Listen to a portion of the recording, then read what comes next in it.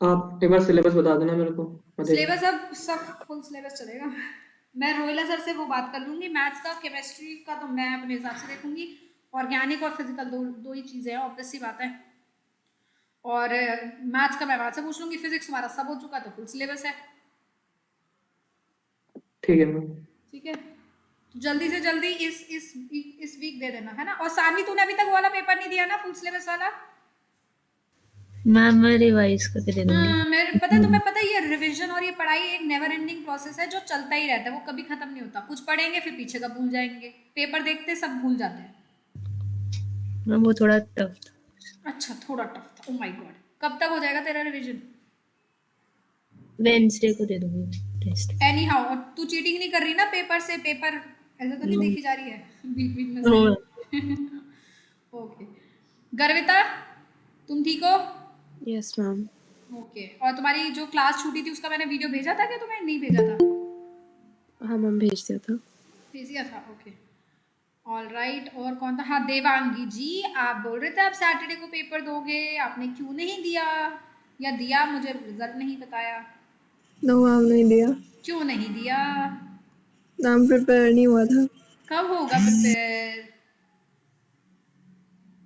भी कभी तो होगा या कभी भी नहीं होगा? सारे नालायक बच्चे एक नंबर के, कुछ नहीं कर रहे। तुम्हारे पीछे ना पड़ो ना, तुम कुछ ना करो जीवन में, बता रही हूँ। और गौतम आया हुआ है, गौतम ने तो दे दिया, खैर ठीक है। गौतम, नेक्स्ट में और इम्प्रूव करने मार्क्स बेटा। Yes ma'am. चलो, स्क्रीन दिख रही है सबको? Let's talk about metallurgy. किसका? आइसोमेरिज्म का, कोऑर्डिनेशन कंपाउंड्स का, क्लास के बाद मास्क पहन के बताऊँ। ठीक है, चलिए लेट्स टॉक अबाउट मेटलर्जी। सबसे पहले मेटलर्जी को स्टार्ट करने से पहले सबसे इम्पोर्टेंट चीज़ हम लोग डिस्कस कर लेते हैं यहाँ पे कि ये चैप्टर में हमारा स्कोप ऑफ वर्क क्या है, हमें इस चैप्टर में क्या क्या पढ़ना है।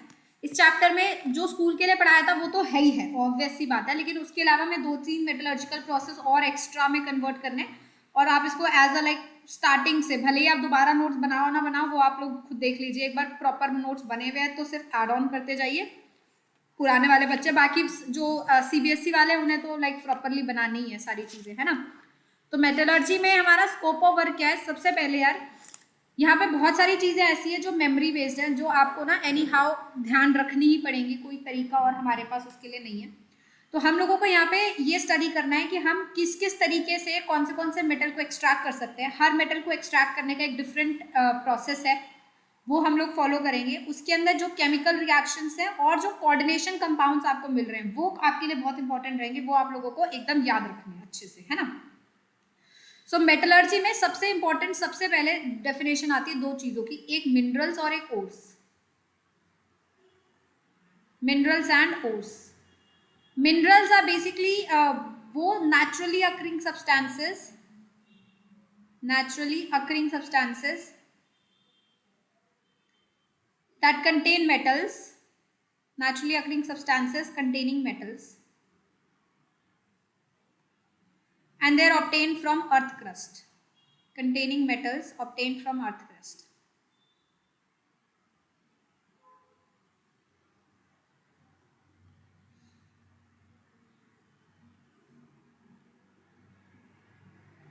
राइट, बट जो भी मिनरल्स है ना बेटा, उन मिनरल्स से हम लोग मेटल को एक्सट्रैक्ट नहीं कर सकते, क्योंकि आप सोचो ना, अगर किसी मेटल को एक्सट्रैक्ट करना है, उसके पीछे एक्सट्रैक्शन का प्रोसेस है, उसके पीछे इंडस्ट्रियल वर्क है सारा का सारा, उसमें पैसा लगता है भाई, है ना। अगर कोई चीज़ ऐसी है जिसमें कॉस्ट ऑफ एक्सट्रैक्शन बहुत ज़्यादा आ रही है, जिससे अगर हम इतनी मेहनत करके कुछ निकाल भी रहे हैं मेटल, पर मेटल ही बड़ा चिन्ना मुन्ना सा मिल रहा है जो कि कमर्शियली हम यूज़ नहीं कर सकते, तो उस एक्सट्रैक्शन का कोई फायदा नहीं है। तो मिनरल्स में मेटल्स प्रेजेंट होते हैं, बट मेटल्स को एक्सट्रैक्ट नहीं किया जाता। मेटल को एक्सट्रैक्ट करने के लिए हम लोग ओर्स का हेल्प लेते हैं। तो ores are basically those minerals from which metal can be extracted conveniently and profitably. From which metal can be extracted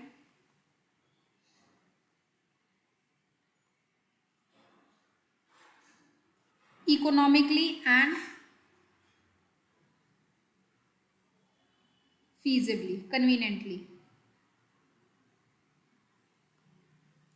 ठीक है, तो सारे के सारे मिनरल्स जो है वो तो ओर्स होंगे ही होंगे, all minerals are ores, but vice versa is not true.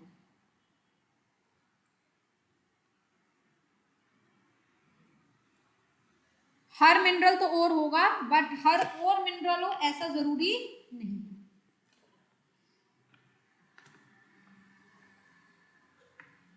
Right, तो हमें कौन से और पढ़ने हैं उन सबको हम लोग एक बार याद कर लेते हैं सारे ओर्स। मैम ये मैम मैम उल्टा नहीं लिख-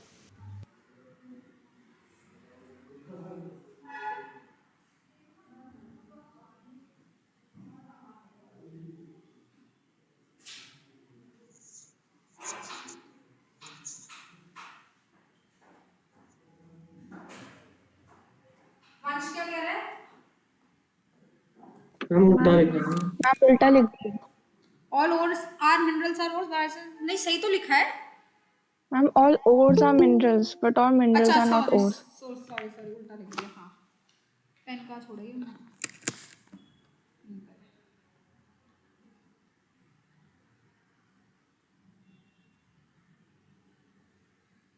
देवांशी कैसी तबीयत है बेटा?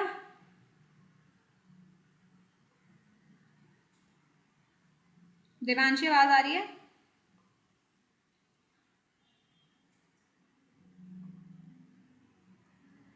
हाँ, ओर्स से कन्वीनियंटली एक्सट्रैक्ट कर सकते हैं ना, तो all ores are minerals which vice versa is not true. Ma'am हाँ जी, मैम हम पॉलीमर्स और केमिस्ट्री इन एवरीडे लाइफ वगैरह भी पढ़ेंगे? हाँ शॉर्ट में पढ़ेंगे, पहले एनसीईआरटी से तुम खुद ही पढ़ोगे। ठीक है। एवरीडे लाइफ नहीं पढ़ाऊंगी मैं, अच्छा पॉलीमर्स तो फिर भी मैं पढ़ा दूंगी एक बार को। अच्छा ठीक है। एवरीडे नहीं पढ़ाती मैं, एवरीडे तो तुम्हें खुद ही पढ़ना है। पॉलीमर्स तो पहले तुम लोग पढ़ लो, नोट्स बना लो, फिर मैं एक बार शॉर्ट में ऊपर से रिवाइज करा दूंगी सारी चीजें।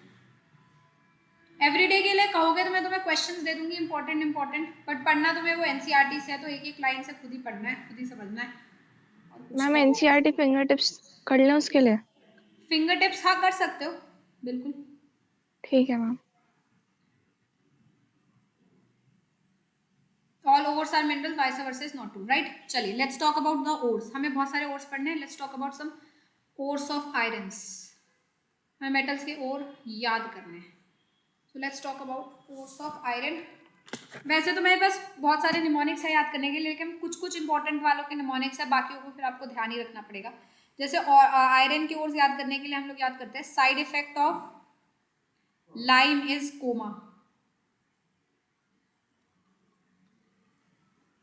तो सबसे पहले आता है साइड्राइड, साइड इफेक्ट से आता है साइड्राइड।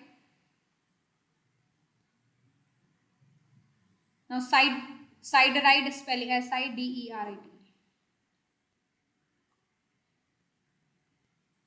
साइड्राइड is FeCO3। Side effect of lime, lime मतलब लिमोनाइट।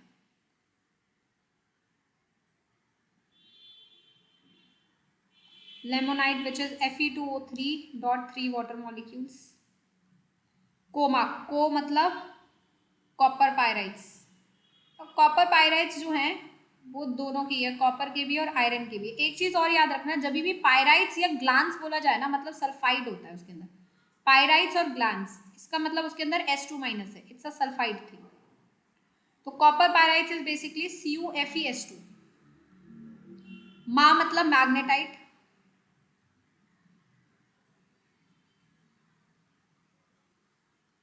Fe3O4। वैसे ही जैसे हमने ये पढ़े, वैसे ही एक और होता है हमारा जिससे बोलते हैं आयरन पायराइट्स। पायराइट्स मतलब फिर से मैंने बोला ना सल्फाइड होना चाहिए, तो इट इज FeS2।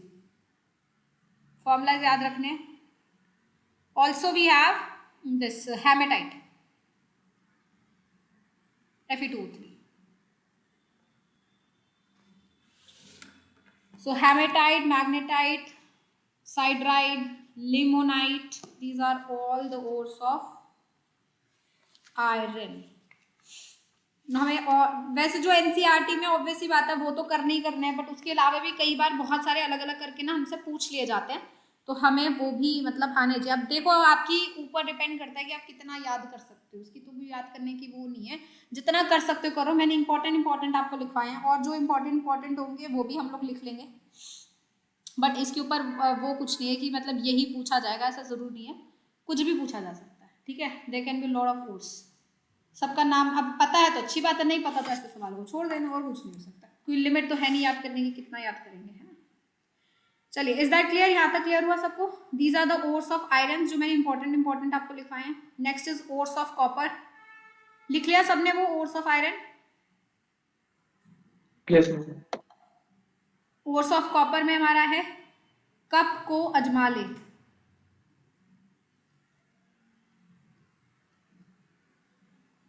कप मतलब क्यूपराइट, Cu2O। को मतलब कॉपर ग्लांस, Cu2S। अजमाले azurite, copper hydroxide and 2 copper carbonate.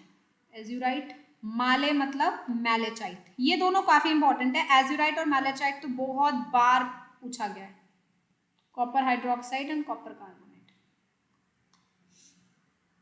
Azurite, मैलेचाइट।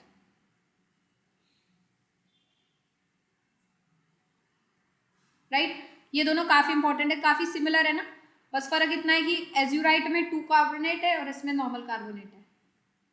अब लिमोनाइट और हेमेटाइट में भी अगर आप लोग देखेंगे तो यही था, ऊपर वाला केस में देखिए, लिमोनाइट और hematite 3 water molecule of crystallization का ही फर्क है। Limonite 3 water molecule of crystallization, hematite 0 water molecule of crystallization. तो ये छोटी छोटी सी चीजें हैं, इसी के ऊपर वो लोग जो है ना हमारे मेमोरी बेस्ड क्वेश्चंस बना देते हैं।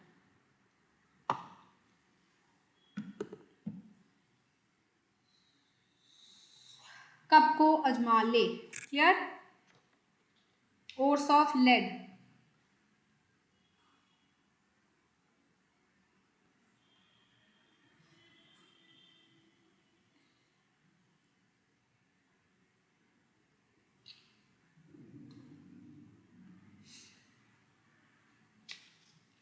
गा सरला,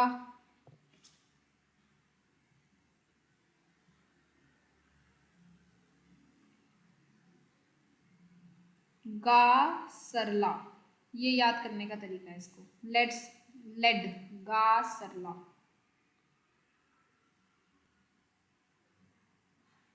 तो गा मतलब galena,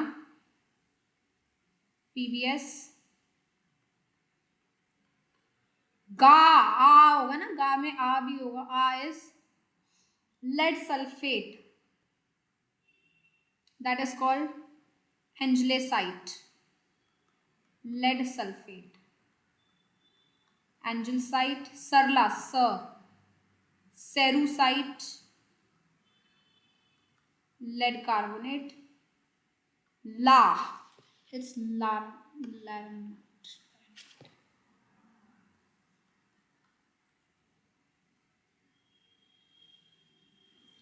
lead oxide and lead sulfate, लेरेनाइट,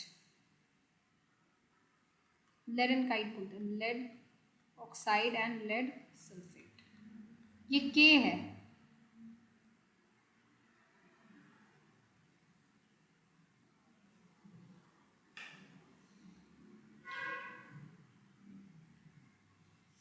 गा सरला। लेड हमारे लिए काफी इंपॉर्टेंट है, जेई में लेड एडवांस में पूछा जाता है, बट उसके ओर्स मेंस लेवल पे पूछा जाता है। सो लेड इज इंपॉर्टेंट, इसके एक्सट्रैक्शन वगैरह हमारा एडवांस में है, बट मेंस लेवल पे हमसे इसके ओर्स पूछा जाता है। Galena, anglesite, cerussite, lanarkite. आगे बढ़े। Zinc, ores of zinc,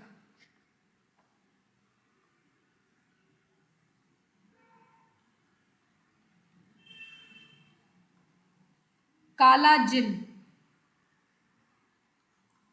calamine, zincite. Calamine is zinc carbonate, zincite is zinc oxide. Calamine, जिनसाइट।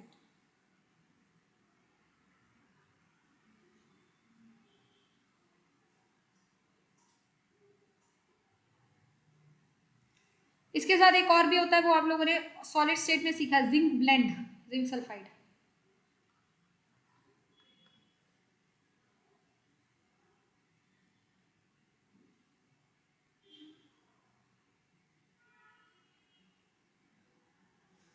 Right, चले आगे, लिख लिया सबने?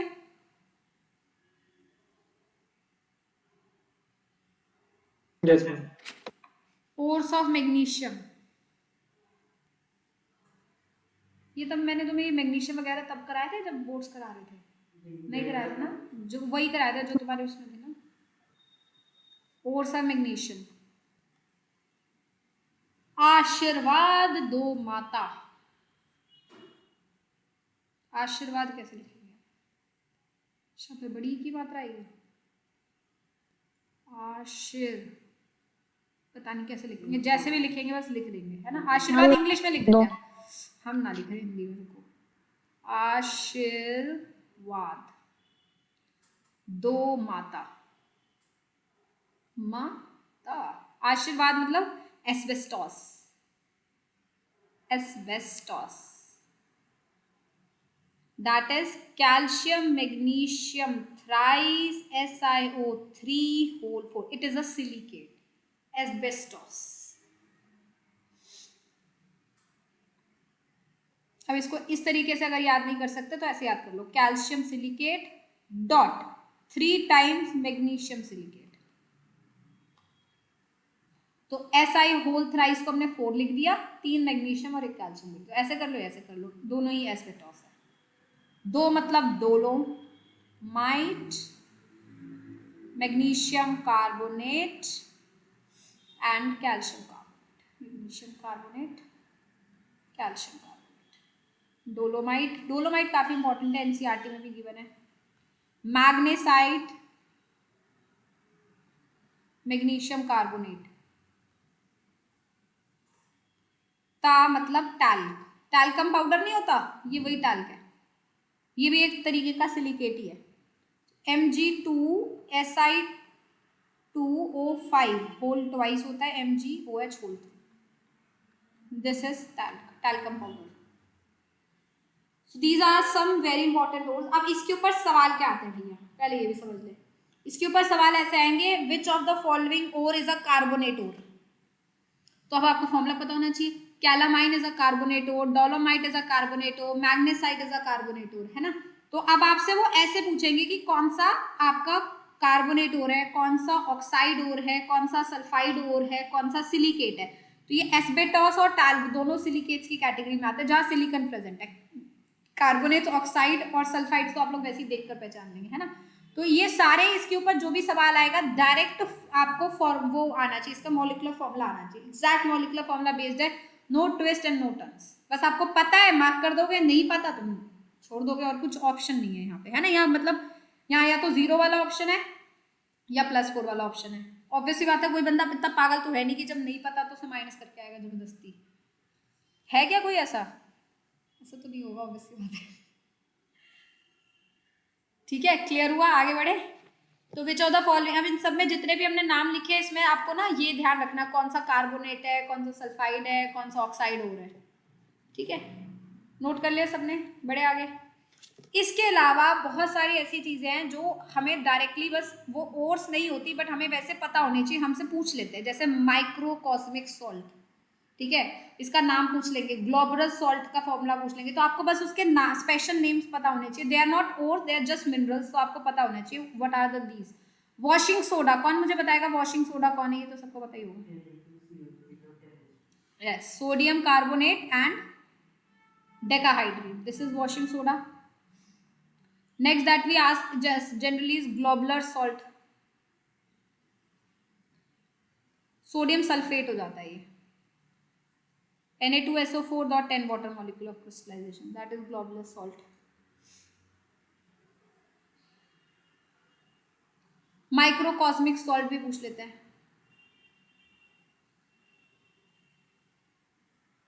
This microcosmic salt is which is found in urine. Urine में microcosmic salt मिलता है।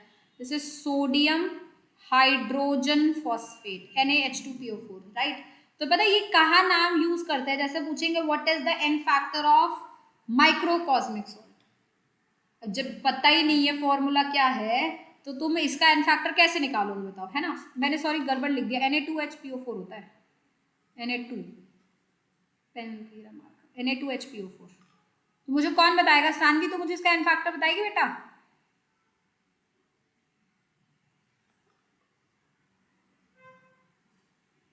हाँ जी, एसिडिक सॉल्ट है, बेसिक सॉल्ट है, क्या है? सानवी बताएगी। चलो सानवी बताओ, है भी Sanvi? One n factor, ma'am amphoteric salt तो एम्फ्रोटेरिक डिपेंड सॉल्ट, करे, हाँ। और तो मैम डिपेंड करेगा रिएक्शन पे। रिएक्शन के ऊपर डिपेंड करता है, बिल्कुल तो सही बात है। लेकिन अगर मैं खाली बोल रही हूँ एन फैक्टर ऑफ सॉल्ट ही बोल रही हूँ बस, मैं एसिड और बेस नहीं पूछ रही, एनायंस नहीं पूछ रही, सिर्फ सॉल्ट का पूछ रही। तो सॉल्ट का तो टोटल पॉजिटिव और टोटल नेगेटिव चार्ज होता है ना, अगर जनरली पूछा जाए तो आप इसको 2 देंगे, ठीक है। अगर मैंने इसको एसिड बेस रिएक्शन में पूछ लिया, n factor of Na2HPO4 in acid base, तो क्या बताएगा अक्ष?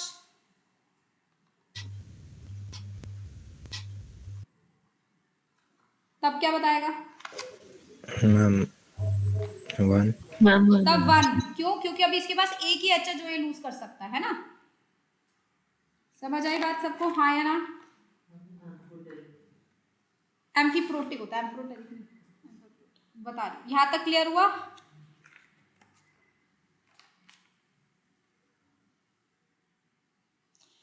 ऑल राइट, ये हो गया। अच्छा, नेक्स्ट इज इंपॉर्टेंट कि अगर ये एम्फीप्रोटिक क्यों है बेटा? क्योंकि HPO4-2 है ना, ये प्रोटॉन गेन भी कर सकता है, प्रोटॉन लूज भी कर सकता है। अगर इसने प्रोटॉन गेन करा तो ये क्या बन जाएगा? H2PO4-, और प्रोटॉन लूज करा तो क्या बन जाएगा? PO4-3। तो प्रोटॉन लूज और गेन दोनों कर सकता है, तो इसको क्या बोला जाएगा? Amphiprotic anion. तो मतलब आपसे ना वो नॉर्मल केमिस्ट्री पूछेंगे, लेकिन सब्सटेंस ऐसा दे देंगे जिसका नाम एक टेक्निकल सा होगा, तो वो आपको पता होना चाहिए, है ना। दूसरा, माइक्रोकॉस्मिक सॉल्ट के ऊपर एक चीज और पूछा जा सकता है,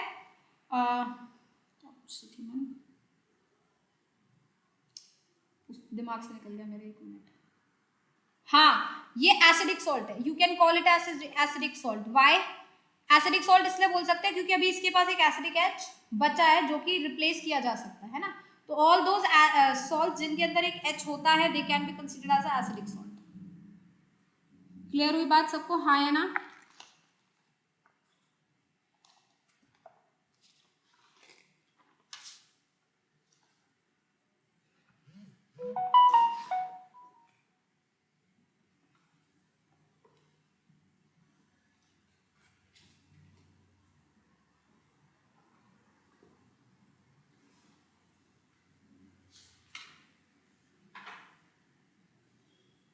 क्लियर, कोई दिक्कत? तो ऐसे माइक्रोकॉस्मिक सॉल्ट क्या है, तो और ये सब क्या है, सब पूछ लेंगे। ऐसे ग्लोबुलर सॉल्ट बता दो, वॉशिंग सोडा बता दो,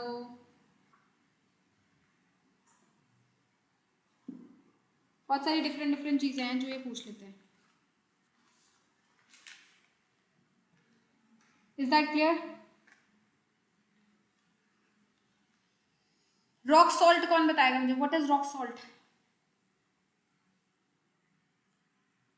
NaCl। Rock salt is NaCl।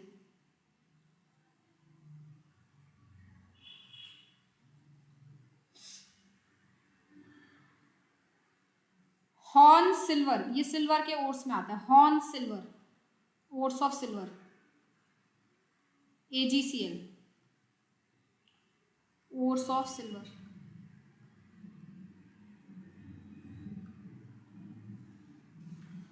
Horn silver होता है, एक होता है रूबी सिल्वर। रूबी सिल्वर का दूसरा नाम होता है pyrargyrite, pyrargyrite. And ruby silver ये भी जनरली पूछा जाता है, and it is silver sulphide, 3 silver sulphide, antimony sulphide. Silver के ओर्स हैं ये सारे। Silver glance, this is also ore of silver. Silver glance, glance मैंने कहा ना, जब भी लगे इसका मतलब सल्फाइड है। Silver glans, Ag2S।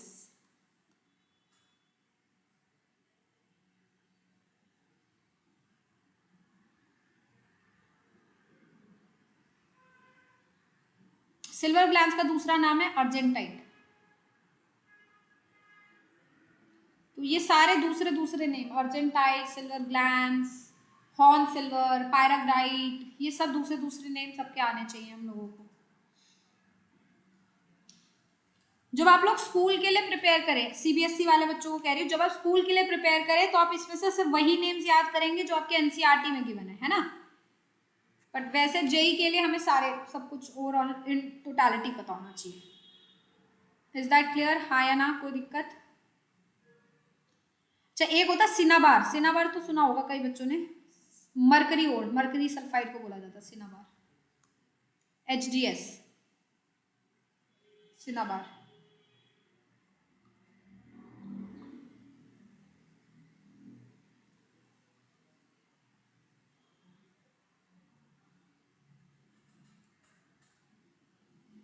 जैसे रूबी सिल्वर है वैसे रूबी कॉपर भी होता है, लिख लिया सबने यहाँ तक? Ruby copper, Cu2O, Ruby copper. हम थोड़ा ऊपर करना। हाँ जी, दैट्स क्यूपराइट, Cu2O। हाँ जी, एक, ठीक है बेटा, और ऊपर जाना है? मैम बस हो गया। ठीक है, yes ma'am. Okay. Bauxite, aluminium का ओर, हम लोग पढ़ेंगे भी सही। Bauxite, ore of aluminium, oxide ore of aluminium, Al2O3 और 3 water molecule of crystallization, 2 water molecule, 2 water molecule, bauxite, aluminium ओर।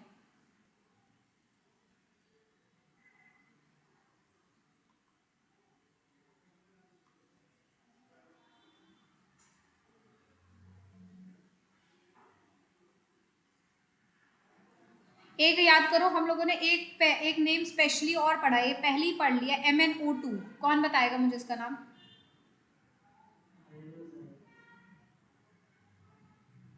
याद है किसी को? अक्ष याद आ रहा है? प्रेजेंट।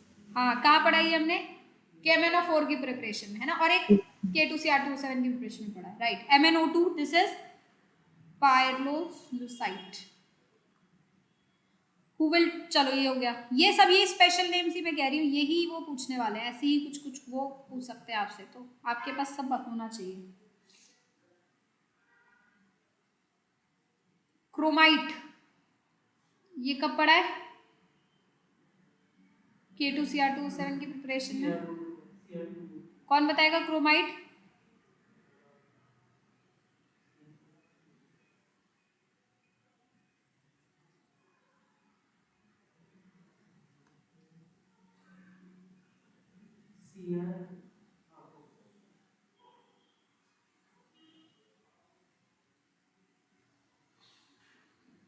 क्रोमाइटोर, is that clear? कोई दिक्कत? ये ऐसे ही क्वेश्चन पूछेंगे, इनमें से कौन से ऑक्साइड है, इनमें से कौन से कार्बोनाइट है, इनमें से कौन से क्या है।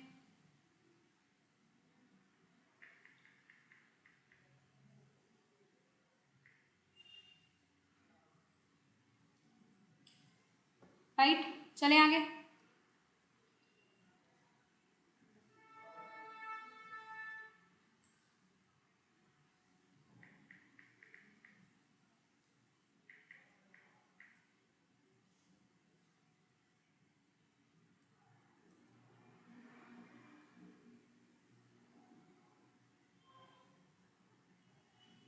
कितने बच्चों ने ये नाम सुना है? चाइल्ड सॉल्ट पेटर सुना है? कौन बताया? Yes ma'am. Yes ma'am. Sodium ma'am nitrate, sodium का, सोडियम सोडियम नाइट्रेट। नाइट्रेट। हम सोडियम के सॉल्ट चाहिए। यही पूछना है उन्होंने, ऐसे स्पेशल नेम्स आप लोगों को पता होना चाहिए।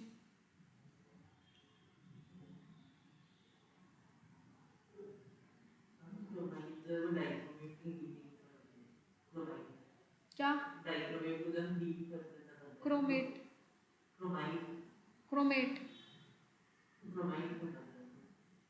क्रोमाइट ही दे रहा हो रहा है तो क्रोमेट, ये क्रोमाइट को हीट करते हैं उसके साथ तो जाके डाइक्रोमेट का प्रिपरेशन होता है ना, तो डाइक्रोमेट में एसिड या डालोगे तो क्रोमेट बन जाता है ना।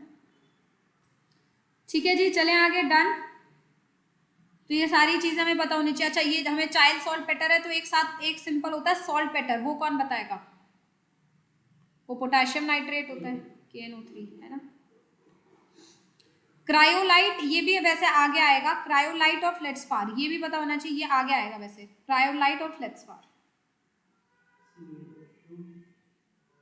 एक बार एक बराइल भी पूछा गया, ये बराइल तो कभी रिसेंट ईयर्स में पूछा गया बराइल का फॉर्मूला ना, तो ये तीनों भी बता देते हो। क्रायोलाइट और फ्लेट्सपार वैसे बॉक्साइट के एल्यूमिनियम उसमें एक्सट्रैक्शन में आएंगे, बट क्रायोलाइट बेसिकली क्या होता है Na3Al F6, that's cryolite.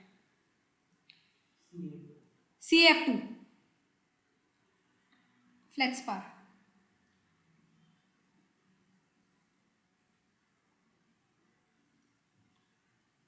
Right, okay. Beryl, beryl अभी वैसे बहुत रीसेंट ईयर्स में जेईई मेंस में ना किसी में पूछा गया बराइल का फॉर्मूला। ये एक्चुअली एक काइंड ऑफ सिलिकेट है और आपको याद होगा, मतलब पता नहीं याद है नहीं है, पी ब्लॉक ग्रुप 14 में जो है ना लास्ट में सिलिकेट्स दिया गया है काफी सारे ना, और उसमें एनसीईआरटी में बराइल दे रखा है, इसलिए यहाँ से बाहर मतलब आप उसे ये नहीं बोल सकते you know it is outside NCERT, it is given there. Beryl का फॉर्मूला भी दे रखा है। सो बेसिकली बराइल होता है beryllium 3BeO Al2O3.6 silicate SiO2. These are ores of beryllium also and this is a silicate also. So it is also given. These silicates, ये जो name है ना silicates के सब given है NCERT में ग्रुप 14 में एंड में। तो silicates में talc और बेराइल ये आप लोगों को जो है ना काफी इंपॉर्टेंट है वो पूछा। अच्छा एक और नाम मुझे याद है, एप्सम सॉल्ट भी सुना होगा, कितनों ने सुना एप्सम सॉल्ट? काफी बार पूछा गया है। Magnesium sulphate 7 water molecule of crystallization, Epsom salt. Gypsum तो सुना ही होगा, Yes, ma'am. कैल्शियम है ना, तो एप्सम भी उसी के साथ होता है, calcium sulphate 2 water molecule of crystallization, POP में जो यूज होता है ना, वो half water molecule of crystallization. इसमें को जब हीट करते हैं तो 1.5 वाटर मॉलिक्यूल निकल जाता है।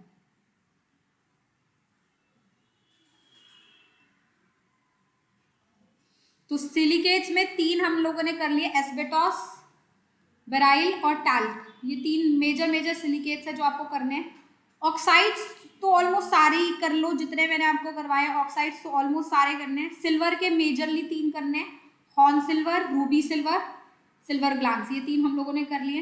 यही घुमा फिरा के पूछे जाते हैं, क्रायोलाइट फ्लेट्सपार कर लिया, क्रोमाइट कर लिया, पार्लोसाइट कर लिया, ये सब हम लोगों ने कर लिए। तो ये सब नेम्स आप लोगों को पता होने चाहिए बिफोर वी स्टार्ट। और इन नेम्स के ऊपर मतलब अगर आपकी किस्मत अच्छी है उसके ऊपर एक सवाल आ गया तो मतलब +4 है सीधा सा, है ना। यहाँ तक नोट कर लिया सबने, आगे बढ़े हाँ या ना? हाँ जी लिखना है। वो फ्लोरस्पार होता है ना? हाँ मैंने गलती से फ्लेट्सपार लिख दिया, सॉरी, फ्लोरोस्पार है, इसको नाम चेंज कर लो, फ्लोरोस्पार होता है। शिट, मुझे लग तो रहा था मैंने कुछ गलत लिखा है, फिर मुझे ध्यान नहीं आया। फ्लोरोस्पार, फ्लेट्सपार अलग होता है।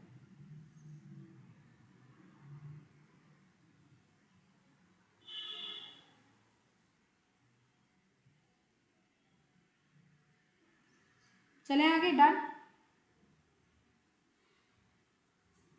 सो दीज आर आवर ओर्स। अब चलते हैं मेटलर्जिकल प्रोसेसेस पे। लिख लिया सबने? चेंज कर दो, ऑलराइट। सो बेसिकली अभी तक हमारे पास क्या है बेटा, अभी तक हमारे पास ओर्स हैं जिन्हें हमें पता है कि हमें इनमें से कोई मेटल को क्या करना है, एक्सट्रैक्ट करना है। अब ऐसे नहीं कि ओर्स लिए और चल पड़े एक्सट्रैक्शन करने के लिए। सबसे पहले बहुत सारी चीजें करनी पड़ती हैं। आपको ओर्स को पाउडर में डिवाइड करना पड़ता है, एकदम पाउडर फॉर्म में करना पड़ता है। ओर को साफ करना पड़ता है। ओर्स को साफ करने के बाद उसके बाद डिफरेंट तरीके से आप देखोगे और क्या है क्या नहीं है, उसके बाद डिफरेंट तरीके से आप उसके प्रोसेसेस करोगे। तो सबसे पहला आपका काम जो होता है ओर्स का, क्रशिंग एंड ग्राइंडिंग। सो आप जैसे ही ओर लेते हो आप उसे क्या करते हो, crushing and grinding of ore करते हैं। और crushing and grinding of ore को बोला जाता है pulverization. Pulverization, that's called crushing and grinding of ore. तो हमने ओर को क्रश कर लिया, ग्राउंड कर लिया, ग्राइंड कर लिया, और हमें क्या मिल गया बेटा, हमें मिल गया powdered ore. We got powdered ore.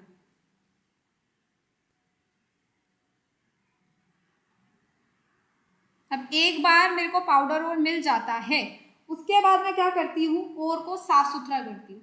right? We remove all the unwanted particles present in it or the impurities present in it. इस unwanted particles और impurities को बेटा बोला जाता है gang,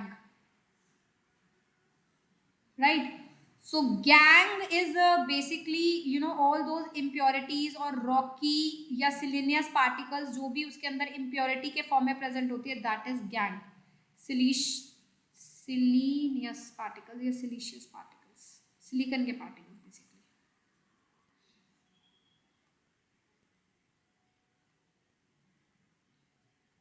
Particles unwanted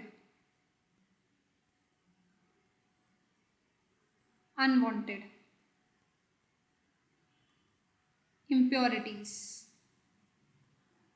from gang.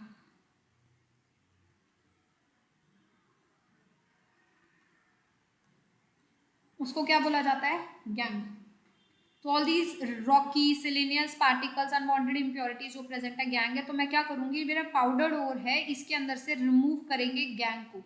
तो this removal of gangue is called concentration of ओर.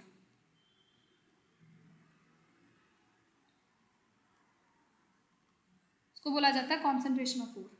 एक बार ओर को आपने साफ सुथरा कर लिया, फिर आपको मिल जाता है कॉन्सेंट्रेटेड ओर. कॉन्सेंट्रेटेड ओर आपका क्या होता है बेटा?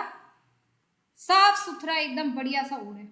अब इसके ऊपर आपको जो है ना एक्सट्रैक्शन करनी है. अब एक्सट्रैक्शन ना इस चीज के ऊपर बहुत डिपेंड करती है कि आप जिस मेटल को एक्सट्रैक्ट करना चाह रहे हो वो वेरी हाई रिएक्टिव मेटल है, वेरी मॉडरेट रिएक्टिव मेटल है या लो रिएक्टिविटी मेटल है. उसके बेसिस पे ही आप जो है ना उसका एक्सट्रैक्शन प्रोसेस कंडक्ट करते हो. तो कॉन्सेंट्रेटेड ओर का फर्दर हम लोग क्या करते हैं? एक्सट्रैक्शन. और एक्सट्रैक्शन करने के हमारे पास 3 तरीके हैं. ठीक है, ये ऊपर वाला सबने लिख लिया यहाँ तक. एक तरीका होता है पायरोमेटलर्जी, जो एक्चुअली में हम लोग डिस्कस करेंगे इस चैप्टर में डिटेल में. पायरो मतलब हीटिंग. एक होता है हाइड्रोमेटलर्जी,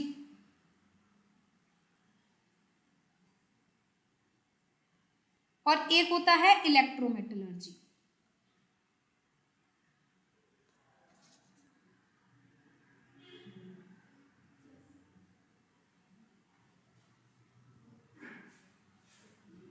नेक्स्ट इज इलेक्ट्रोमेटलर्जी, जो डिपेंड करता है रिएक्टिविटी ऑफ मेटल पे. हम लोग उस हिसाब से इसका एक्सट्रैक्शन करते हैं. Give me a minute.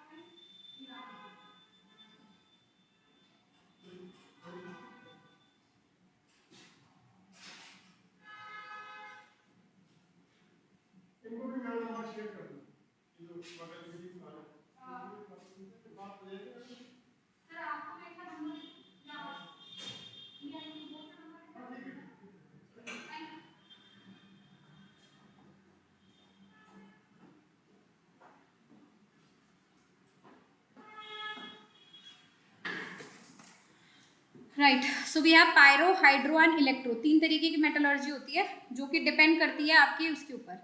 For example अगर हम पायरो मेटलर्जी की बात करें तो it is done for moderately reactive metals. Moderately reactive metals का मतलब क्या है?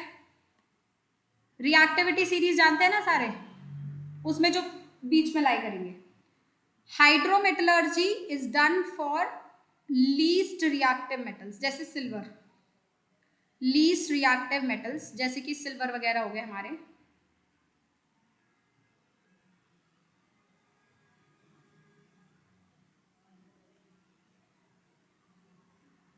Electrometallurgy is basically done for highly electropositive metals, highly reactive, highly electropositive metal.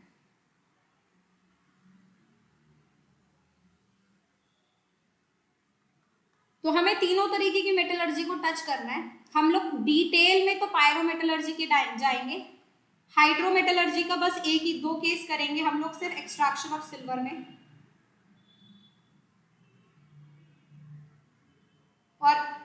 Electrometallurgy की भी हम लोग डिटेल में जाएंगे. We will be talking about bauxite और एल्यूमिनियम का मेटलर्जी, जिंक का मेटलर्जी, ये सारे इलेक्ट्रोपॉजिटिव मेटलर्जी में हम लोग यहाँ पे भी डिस्कशन करेंगे इलेक्ट्रोमेटलर्जी. तो तीनों मेटलर्जीज को हम लोगों को एक बार जो है ना टच करके जाना है. तो सबसे पहले हम लोग डिटेल में चलते हैं ये तरीके की कि what is concentration of ore. आपने पाउडर कर लिया, पल्वराइजेशन हो गया. अब आपने ओर को क्या करना है बच्चे, कॉन्सेंट्रेट करना है. तो ओर को कॉन्सेंट्रेट करने के लिए क्या क्या तरीके हैं उसको हम लोग पहले समझ लेते हैं, फिर हम लोग डिटेल में जाएंगे पायरोमेटलर्जी की. Is that clear everybody? आवाज आ रही है सबको ना? Yes, ma'am. Yes, ma'am. All right, so let's talk about concentration of ores. The ways to concentrate, remove the particle is called concentration of ore.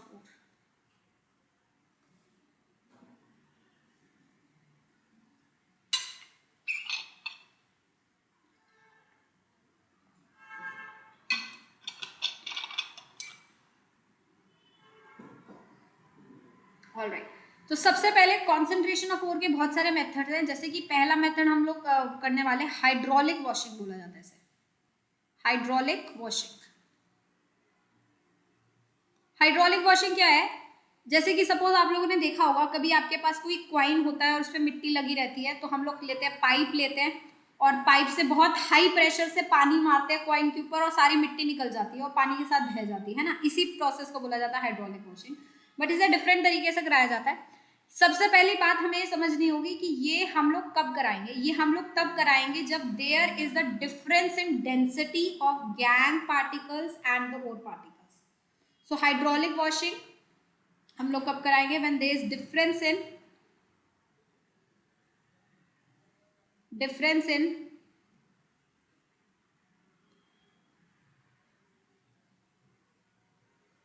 density of ore and the gang particles. Ore and the gang particles.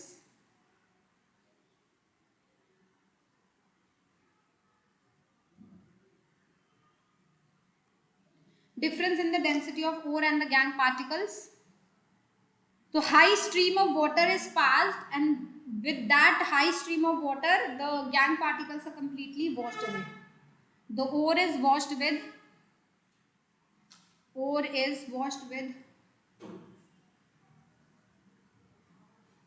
rapid moving stream of water.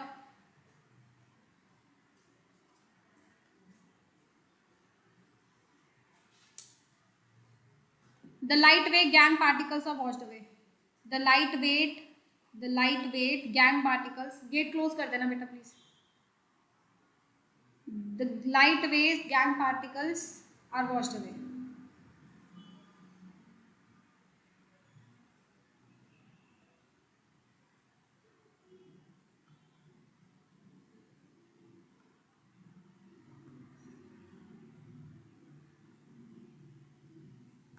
The lightweight gang particles are washed away.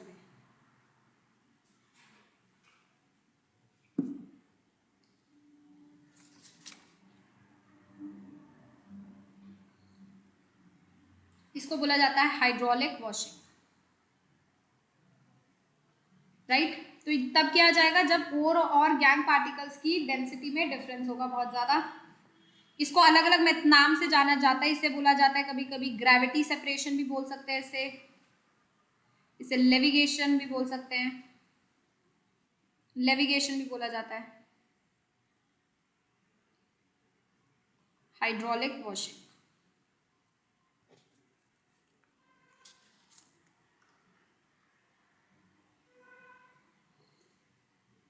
Is that clear? हाँ या ना?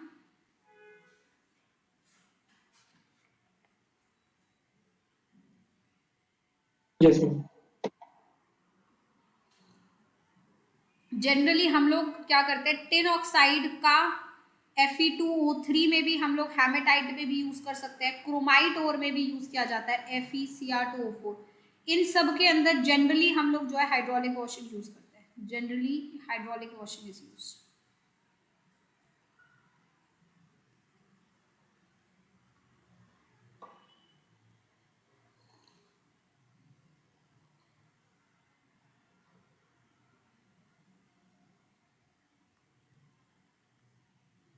Generally, hydraulic washing is used.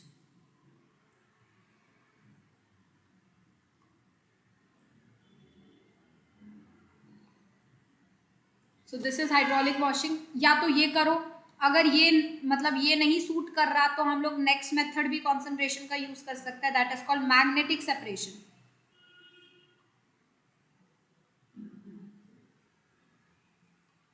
Magnetic separation हम लोग उसके लिए use करेंगे जिसके अंदर कोई मैग्नेटिक प्रॉपर्टी है, मतलब आयरन के लिए, है ना. सो मैग्नेटिक प्रॉपर्टी में हम इसमें सेपरेशन में हम लोग क्या करते हैं, फॉर एग्जाम्पल हमने ना बड़े से रोलर्स ले लिए, magnetic rollers. In magnetic rollers के ऊपर एक मूविंग बेल्ट होती है जो घूमती रहती है. सो हमने लिया मैग्नेटिक रोलर्स और उसके ऊपर ये बेल्ट है जो ऐसे घूमती जा रही है, और हमने ऊपर से ऐसे डाला, ठीक है.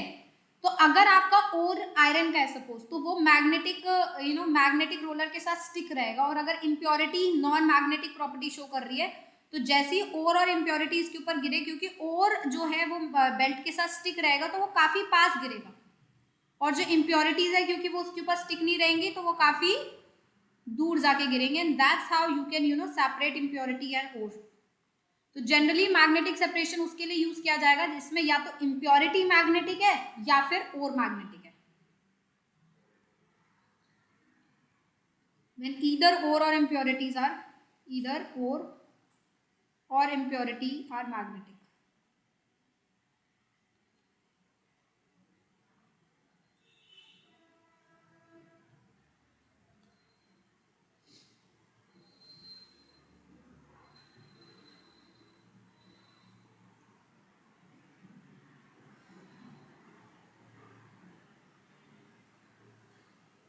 जैसे कि एक एग्जाम्पल कई बार पूछा गया है, एक और है होता है हमारे पास वोल्फ्रामाइट. ना wolframite is a ore of tungsten and iron. Iron also is there, tungsten also is there. ना दिस के ये जो आपकी वोल्फ्रामाइट ओर है इसके अंदर टिन की जो है ना, टिन ऑक्साइड की इम्प्योरिटी होती है. हालांकि ये चीफ ओर नहीं है आयरन का, बट अगर मुझे इस ओर को भी वो करना है क्योंकि इस ओर के अंदर मैग्नेटिक प्रॉपर्टी तो है ना, तो I can use magnetic separation. Magnetic separation can be use to remove impurities.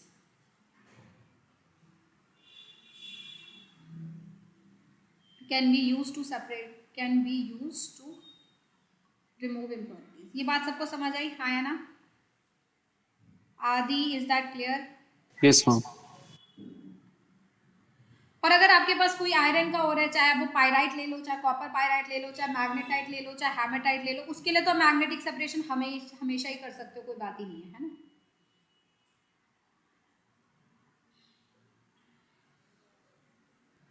So next is magnetic separation. Note कर लिया सबने?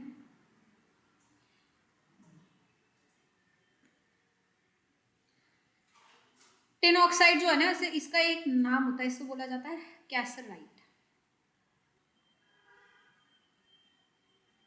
कैसेटराइट. तो वोल्फ्रामाइट और कैसेटराइट, कैसेटराइट की इम्प्योरिटी होती है और वोल्फ्रामाइट का ओर होता है, तो इसका सेपरेशन हम लोग इसके थ्रू कर सकते हैं. क्रोमाइट ओर है, क्रोमाइट ओर भी तो है, तो क्रोमियम का ओर, बट आयरन तो है ना उसके अंदर, तो chromite ore can also be separated using magnetic separation, concentrated using magnetic separation. Chromite ore FeCr2O4. now जो क्रोमाइट ओर है that also has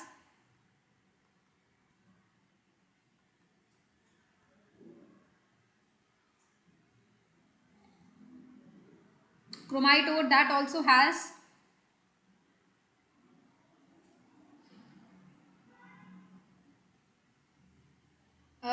silicon impurity can be concentrated using this method, can be concentrated using magnetic separation.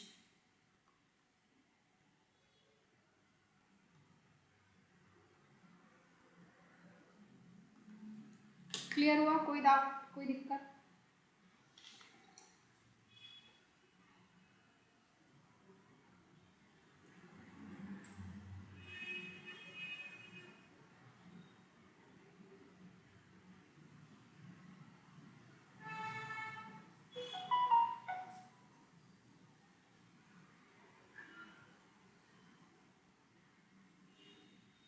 चले आगे, done. Next is froth flotation method, note कर लिया ये सबने। Third is froth flotation.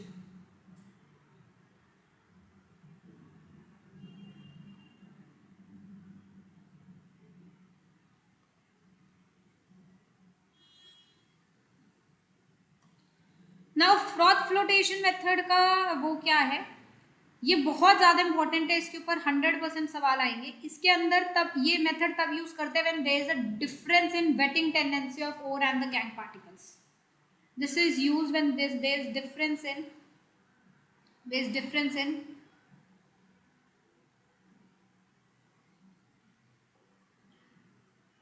difference in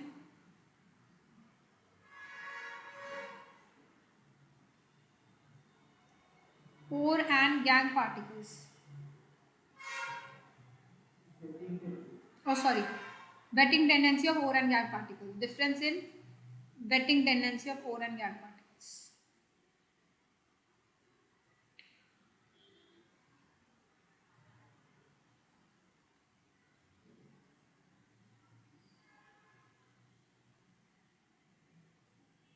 Gang particles.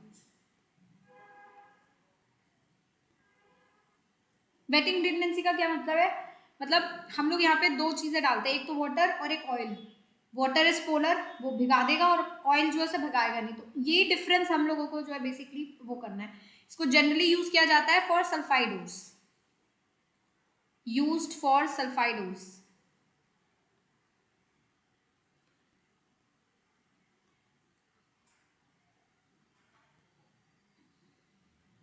तो basically जैसे मैं example देती हूँ, अगर आपके पास कोई भी सल्फाइड हो रहा है, सल्फाइड, सल्फर का साइज सब लोग जानते हैं बड़ा होता है ना, तो सल्फर का साइज बड़ा होने की वजह से, लार्ज होने की वजह से इसका हाइड्रेशन एनर्जी कम होता है। हाइड्रेशन एनर्जी कम होता है तो इसलिए सल्फर जो है वाटर को अपनी तरफ सराउंड नहीं कर पाता, राइट। तो सल्फर की वेटिंग टेंडेंसी क्या हो जाती है, कम हो जाती है। अब इसके अंदर जनरली जो गैंग पार्टिकल्स होते हैं वो छोटे साइज के होते हैं, और गैंग पार्टिकल्स का हाइड्रेशन एनर्जी जनरली क्या रहता है यहाँ पे सल्फाइड ओर्स के अंदर ज्यादा रहता है। तो अगर मैं फ्रॉथ फ्लोटेशन मेथड करती हूँ तो मैं ऑयल और वाटर दोनों चीजें ऐड करती हूँ, और ऐसा देखा जाता है जो ओर होता है, जो सल्फर ओर है, वो वेट किया जाता है ऑयल से, और गैंग पार्टिकल्स वेट हो जाते हैं वाटर से। ये बात कितनों को समझ आई है? The ore is wetted preferentially by oil.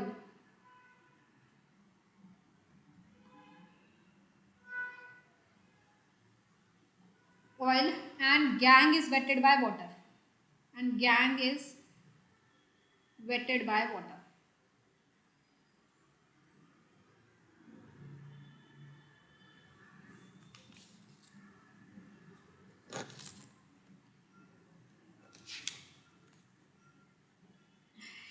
ये बात क्लियर है सबको, हाँ या ना? तो हम इस वाले मेथड में बहुत सारी चीजें ऐड करने वाले हैं। हम लोग यहाँ पे जो है सबसे पहले फ्रॉथ बनाने के लिए कुछ फ्रॉथर्स डालते हैं, जैसे कि पाइन ऑयल वगैरह। So we add pine oil which are called frothers. Frothers कौन होते हैं हमारे? पाइन ऑयल, कैम्फर ऑयल, ये सब ऑयल्स हम लोग डालते हैं। इक्लिप्टस ऑयल भी डाल सकते हैं।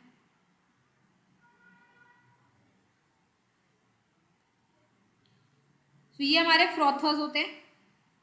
ये बेसिकली वो ऑयल है जो गैंग पार्टिकल्स को क्या करेंगे, वेट करेंगे। So these are the oils that, sorry gangue को कह रही हूँ, सल्फर को या और पार्टिकल्स को वेट करेंगे। तो these are the oils which are frothers, basically वो डालते हैं। साथ में हम लोग क्या करते हैं, फ्रॉथ बनाने के लिए, जैसे ये पूरा आपने एक बीकर लिया जिसमें आपका ओर है और गैंग पार्टिकल्स है, इसमें आपने इक्लिप्टस ऑयल्स वगैरह, पाइन ऑयल वगैरह सब डाल दिया है ना। फिर आप क्या करते हो, यहाँ पे एक रोटेटिंग पैडल सा डालते हो और उसमें एयर ब्लो करते हो। तो जब आप एयर ब्लो करते हो तो रोटेटिंग पैडल रोटेट करता है, और रोटेट करता है तो क्या बनेगी, झाग बनेगी, है ना। तो जो झाग बनती है बेसिकली वो आपकी जो है वो उसको स्टेबलाइज भी तो करना पड़ेगा, फिर उसको कलेक्ट भी करना पड़ेगा। तो फ्रॉथ बनाने के लिए अपने पाइन ऑयल, इक्लिप्टस ऑयल डालें, वेट जो सल्फर को सराउंड कर लेंगे, उसे झाग में ले जाएंगे। फिर उसको स्टेबलाइज करने के लिए आप फ्रॉथ स्टेबलाइजर्स डालेंगे, क्योंकि ऐसा ना झाग तो बन के, अगर आप देखा जाए तो जैसे आप वैसे भी अब बबल्स बनाते हो तो वो चले जाते हैं ना, थोड़े टाइम बाद डिसअपियर हो जाते हैं। तो फ्रॉथ स्टेबलाइजर्स आप लोग डालेंगे बेटा, जो कि होते हैं एनालीन्स, क्रिसॉल्स,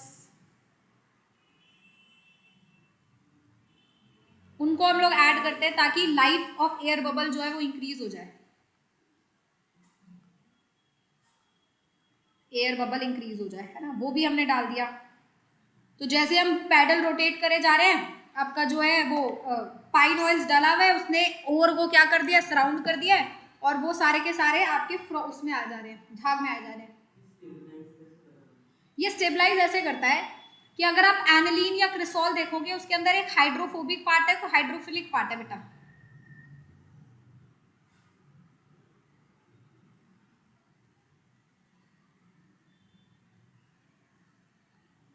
ठीक है, हाँ नहीं, ये फोबिक पार्ट हुआ ना, बेंजीन रिंग।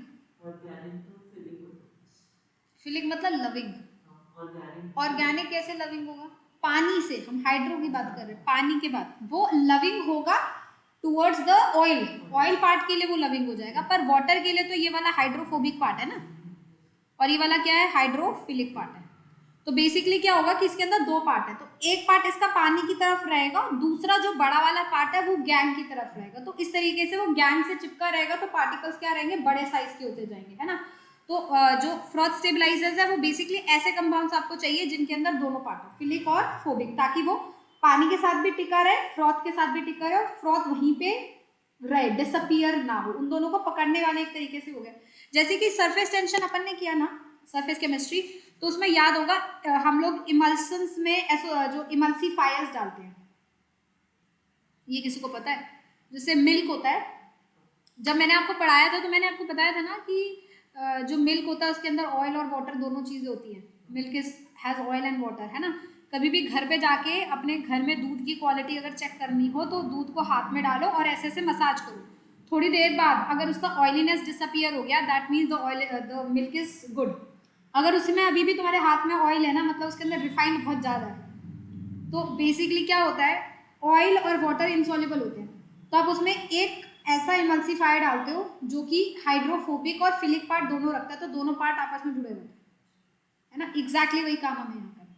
तो एक पार्ट हम चाह रहे हैं फ्रॉथ से जुड़ जाए, एक पार्ट हम चाह रहे हैं कि पानी से जुड़ जाए और वो वहीं पे टिका रहे, वो डिसअपियर ना हो, इसलिए हम लोगों ने फोबिक और फिलिक वाला पार्ट। ठीक है, तो we have added some froth stabilizers, aniline और क्रिसॉल्स, ताकि जो झाग बने वो स्टेबलाइज हो जाए। फिर झाग को कलेक्ट करने के लिए आप कलेक्टर्स भी डालते हो, दैट आर कॉल्ड ज़ैंथेट्स। ज़ैंथेट्स भी सेम है, हाइड्रोफोबिक और हाइड्रोफिलिक दोनों पार्ट होते हैं उसके अंदर, तो आप कलेक्टर्स भी डालते हो, froth collectors, ethyl xanthates. Xanthates basically थोड़ा सा क्या करते हैं, हाइड्रोफोबिसिटी ऑफ दीज ऑयल और द फ्रॉथ उसको बढ़ा देते हैं। So xanthates basically increases hydrophobic nature of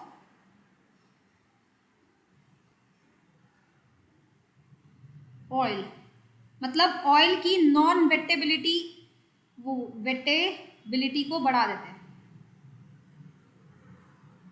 of sulphur या ओर्स जो है उसको इंक्रीज कर देता है। तो दैट्स आर कॉल्ड कलेक्टर्स। तो ज़ैंथेट, सोडियम या पोटेशियम ज़ैंथेट्स हम लोग डालते हैं। ये तीनों चीज़ें डालने के बाद फ्रॉथ हमारा स्टेबलाइज हो जाता है और सरफेस के ऊपर आ जाता है, and then you know collect the froth. तो बेसिकली हमारा फंडा क्या है इन तीनों चीज़ों से, मैं वापस से एक बार समझाऊंगी क्योंकि यहाँ से सबसे ज़्यादा इंपॉर्टेंट क्वेश्चंस बनकर आते हैं हमारे पास। तो हमारा बेसिकली फंडा ये है कि आपको दो तरीके की चीज़ मिली है, एक आपको मिला है ओर और एक मिला है गैंग। और क्योंकि सल्फर का यूज कर रहे हैं तो जनरली उसका हाइड्रेट होने की टेंडेंसी नहीं होती, तो जो पाइन ऑयल, इक्लिप्टस ऑयल वगैरह हम लोग डाल रहे हैं, वो ऑयल जो है वो ओर को क्या कर लेता है, सराउंड कर लेता है, because ore has very less hydration energy. Gangue को कौन से सराउंड कर लेता है, पानी, तो गैंग हो जाता है वेट, ओर हो जाता है non wet. Ore is not wet, it is hydrophobic surrounded by oil particles, है ना। तो अब इसके ये जो आपके अब जो ऑयल पार्टिकल्स होते हैं वो हल्के हो जाते हैं थोड़े से, उनकी नॉन वेटेबिलिटी ज़्यादा होती है, तो हम उनको झाग बनाना चाहते हैं, उनसे फ्रॉथ बनाना चाहते हैं। तो फ्रॉथ बनाने के लिए हम लोग क्या करते हैं, हम इस पर फ्रॉथ स्टेबलाइजर्स डाल देते हैं और ज़ैंथेट्स डाल देते हैं, जो कि ऑयल की नॉन वेटेबिलिटी को बढ़ाते हैं। ज़ैंथेट्स वगैरह ऑयल की नॉन वेटेबिलिटी को बढ़ाते हैं ताकि और अच्छे से गीला ना हो, बिल्कुल भी एनी हाउ किसी भी तरीके से और गीला ना हो। That's what we are trying to do, है ना। और बिल्कुल भी गीला ना हो और जो गैंग है वो गीला हो जाए। गीला हो जाएगा तो हैवी हो जाएगा, है ना। कोई भी चीज़ गीले होने के बाद हैवी हो जाती है, तो गैंग जो है वो हैवी हो जाएगा। और क्योंकि वेट नहीं हुआ, ऑयल ने उसे सराउंड कर लिया, वो हल्का हो गया, इट इज लाइटर। और लाइटर बन के हम इसमें एयर प्लग इन करते हैं, पेडल घुमाते हैं ताकि लाइटर पार्टिकल्स फ्रॉथ बना सके। बट फ्रॉथ डिसअपियर हो सकती है, उसको स्टेबलाइज करने के लिए हम फ्रॉथ स्टेबलाइजर डालते हैं ताकि हम एयर प्लग करते रहे और सारे ओर के पार्टिकल झाग बना के सरफेस के ऊपर आते रहे और सरफेस से हम सारे के सारे झाग को क्या कर सके, रिमूव कर सके। And that's how we separate the ore from the gangue particles. That is called froth flotation. कितने बच्चों को ये पूरा प्रोसेस समझ आया है? Is that clear? Sanvi, is that clear? Yes.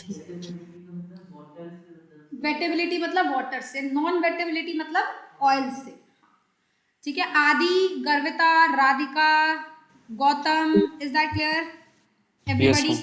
Yes. तो यहाँ से सवाल क्या आने हैं, सबसे पहले किसके लिए यूज किया जाएगा, सल्फाइड ओर के लिए। तो आपको ऐसे क्वेश्चन देंगे, which of the following ore can be concentrated using froth flotation, और नीचे 4 ऑप्शन में नाम दे दिए।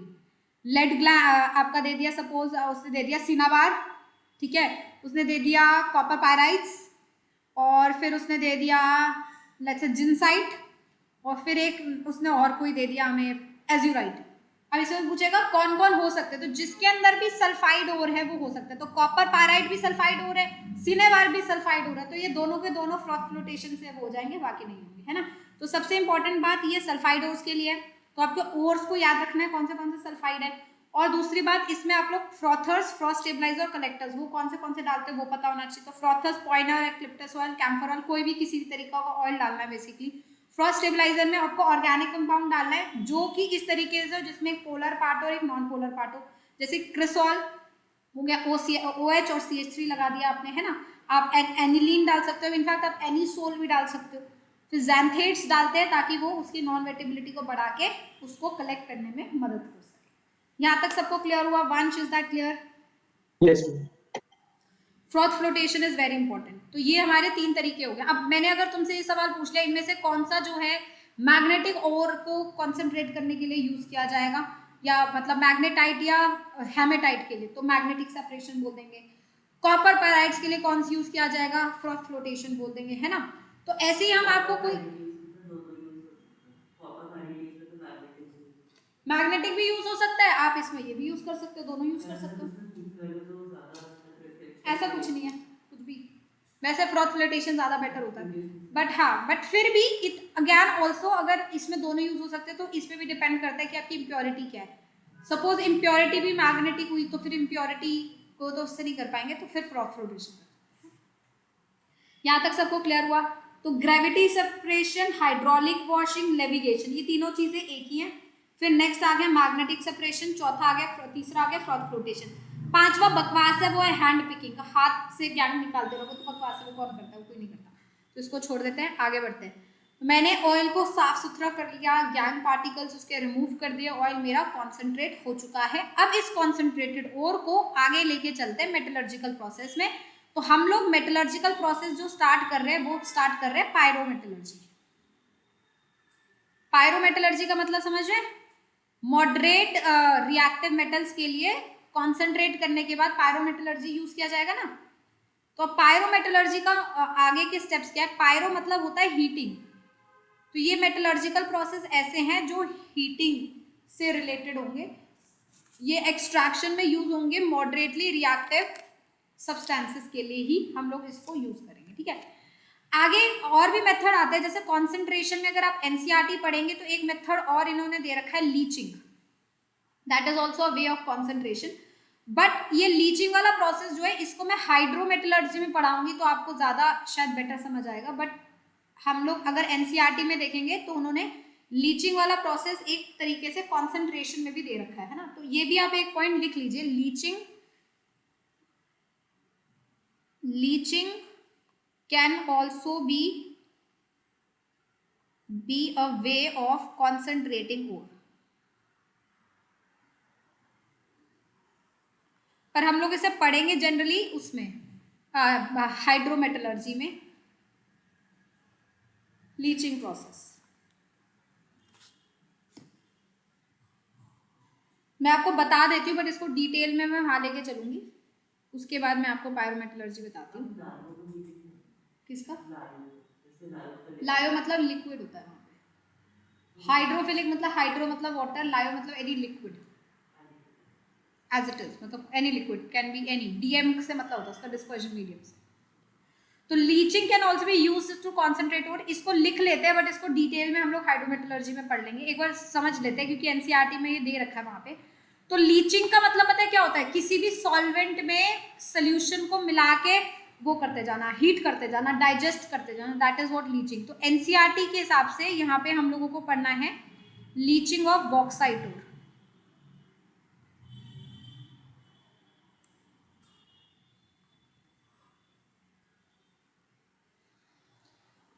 तो बेसिकली बॉक्साइट जो होता है वो एल्यूमिनियम का हो रहा है, Al2O3.2 water molecule of crystallisation होते हैं।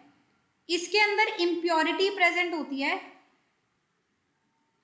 सिलिकॉन की और टाइटेनियम की, SiO2 और TiO2 की इम्प्योरिटी होती है। तो मैं क्या करती हूँ, बहुत देर तक बॉक्साइट ओर लेती हूँ और उसे NaOH के अंदर रिएक्ट करती हूँ और हाई टेम्परेचर तक इस सोल्यूशन को हीट करती रहती हूँ। तो एल्यूमिनियम बेस के साथ NaOH के साथ वाटर में रिएक्ट करके सॉल्युबल कंपाउंड बनाता है सोडियम एल्यूमिनेट, ये आपको पता होगा सबको, सॉल्युबल होता है सोडियम एल्यूमिनेट। क्या हाँ हाँ हाँ NaLO4 ये इरेज NaL2 लिख दिया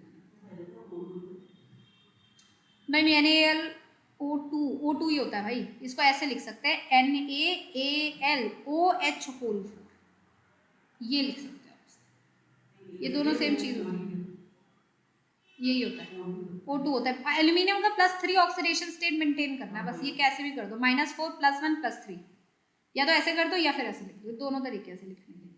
तो एल्यूमिनियम ऑक्साइड रिएक्ट करता है NaOH के साथ, वाटर के साथ सोडियम एल्यूमिनेट बनाता है या NaLOH4 बनाता है जो कि सॉल्युबल होता है।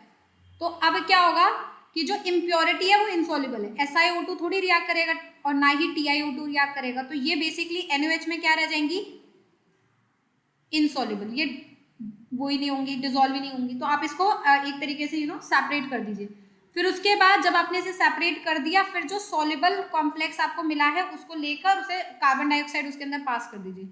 तो सोडियम एल्यूमिनेट जो कि सॉल्युबल है उसमें आप CO2 पास कर दीजिए डाइल्यूशन के साथ, डाइल्यूट सोल्यूशन में आप CO2 पास कर दीजिए। तो क्या होता है, एल्यूमिनियम हाइड्रोक्साइड प्रेसिपिटेट कर जाता है सारा का सारा, और इसके अंदर आप इसको अगर आप बहुत ज़्यादा हाई टेम्परेचर तक हीट करेंगे तो ये एल्यूमिनियम ऑक्साइड में कन्वर्ट हो जाता है, जो कि मेरा प्योर बॉक्साइट ओर के जैसे फिर काम करेगा। 1400-1500 केल्विन के आसपास जब आप इसे हीट कर देंगे तो ये बन जाएगा। तो ये भी एक तरीका है बेसिकली, इससे leaching is also a way for concentrating, but ये सिर्फ उन्हीं के साथ किया जा सकता है जो कि एक तरीके से जो किसी सॉल्वेंट में डिसॉल्व हो सके और इम्प्योरिटी ऐसी हो कि वो सॉल्वेंट में इनसॉल्युबल रहे, so for that only you can do leaching. ये बात कितनों को यहाँ तक समझ आई है, हाँ या ना? Yes, ma'am.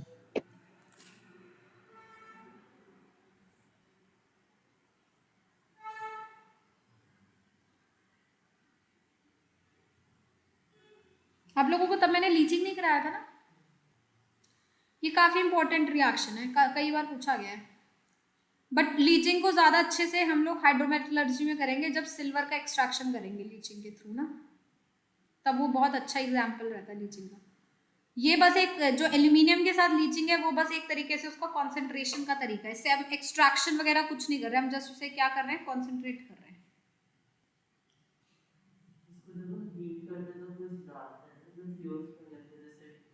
इसमें नहीं, जब Al2O3 का वो करेंगे, बॉक्साइड और का इलेक्ट्रोमेटलर्जी करेंगे। हाँ, तो ये मैंने उसमें पढ़ाया होगा वैसे, अच्छा था, वैसे मैंने उसमें भी पढ़ाया होगा, कार्बन एनोड के ग्रेफाइट कैथोड यूज करके बॉक्साइड और का हॉल थेरोल प्रोसेस। पर वो Al2O3 के बाद इसमें क्रायोलाइट और फ्लोरोस्पास डालेंगे इसका मेल्टिंग पॉइंट कम करने के लिए। चलिए, इज दैट क्लियर? डन। चलिए, let's come back to pyrometallurgy. Note कर लिया है सबने?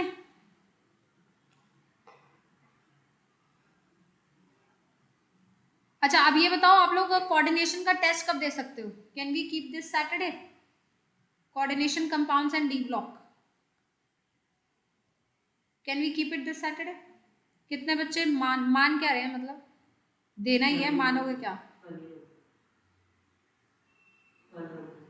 क्या कल ही रख ले, संयम पूरा पढ़ के बैठा है एकदम, है ना? हो जाएगा, मार्क्स आने चाहिए सैटरडे, ठीक है? Let's keep it on Saturday, ठीक है भैया? ये जितनों का बैकलॉग है ना इस चैप्टर का, प्लीज कंप्लीट कर लो। गर्विता, तेरा बैकलॉग है ना? Garvita, Radhika, yes ma'am. ये कंप्लीट करो जरा तुम लोग अपना। इस सैटरडे को मुझे इसका टेस्ट चाहिए एनी हाउ।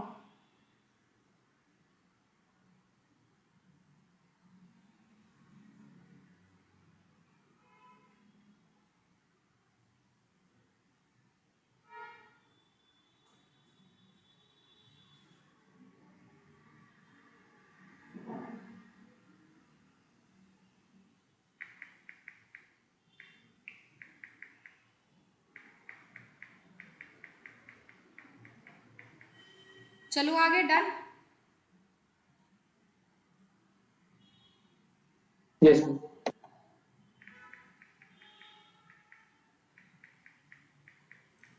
चलिए आगे चलते हैं।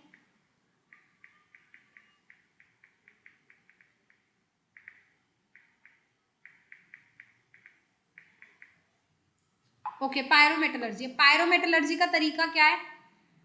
आपने ओर ले लिया कॉन्सेंट्रेटेड, आपके पास साफ सुथरा ओर आ गया कॉन्सेंट्रेटेड। इस कॉन्सेंट्रेटेड ओर को अब आपको क्या करना है? ऑक्सीजन से रिएक्ट करा के या ना करके, मतलब कुछ भी करके आपको इसको हीट करो, ऑक्सीजन डालो, जो करो, इसे ऑक्साइड ओर में कन्वर्ट कर दो, राइट? तो कॉन्सेंट्रेटेड ओर को पायरोमेटलर्जी में ऑक्साइड ओर में कन्वर्ट किया जाता है। फिर ऑक्साइड ओर को किसी ना किसी तरीके से कोई ना कोई रिड्यूसिंग एजेंट डाल के रिड्यूस किया जाता है और हमें प्योर मेटल मिल जाता है, ठीक है? तो जो पल्वराइजेशन है और जो कॉन्सेंट्रेशन है, ये तो कॉमन पार्ट है, ये तो सब में ही करना है। उसके बाद अलग हो जाता है। फिर जब आप पायरोमेटलर्जी कर रहे हो तो आपने साफ सुथरे ओर को हीट करके ऑक्साइड ओर पर बदलना है। अब ये हीट आप absence of oxygen, presence of oxygen कैसे भी कर सकते हो। फिर ऑक्साइड ओर को आपको रिड्यूसिंग एजेंट डाल के रिड्यूस करना है। इतना पार्ट सिर्फ पायरोमेटलर्जी का है। अगर कॉन्सेंट्रेटेड ओर को ले रहे हो और इसमें इलेक्ट्रोलिसिस करा रहे हो तो वो इलेक्ट्रोमेटलर्जी है। कॉन्सेंट्रेटेड ओर को ले रहे हो और किसी सोल्यूशन में डिसॉल्व करा के कुछ काम करवा रहे हो तो वो है हाइड्रोमेटलर्जी। तो ये तीन पार्ट ना यहाँ से अब अलग अलग हो जाते हैं, है ना? तो हम लोग क्योंकि पायरो की बात कर रहे हैं तो पायरो में सबसे पहले मैंने आपको बोला ना क्या करना है? Conversion to oxide ore. So concentrated ore is now converted to oxide ore. Concentrated ore is now converted to oxide.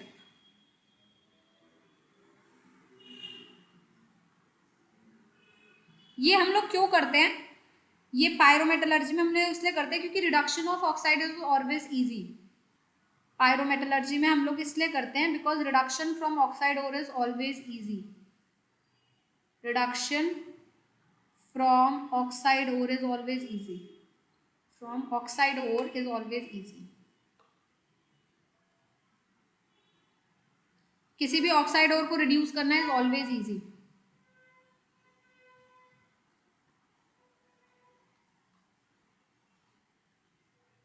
इसलिए हम उसे रिड्यूस करते हैं। तो अब उसको कन्वर्ट करने के लिए, ऑक्साइड ओर में कन्वर्ट करने के लिए आई हैव टू वेज। या तो मैं कैल्सिनेशन कर सकती हूँ या फिर मैं रोस्टिंग कर सकती हूँ।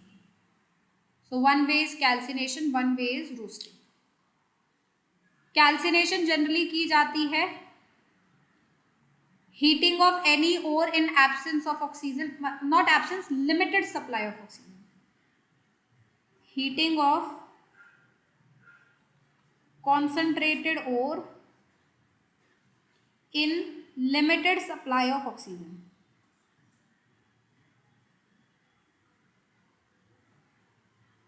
Is called calcination, right?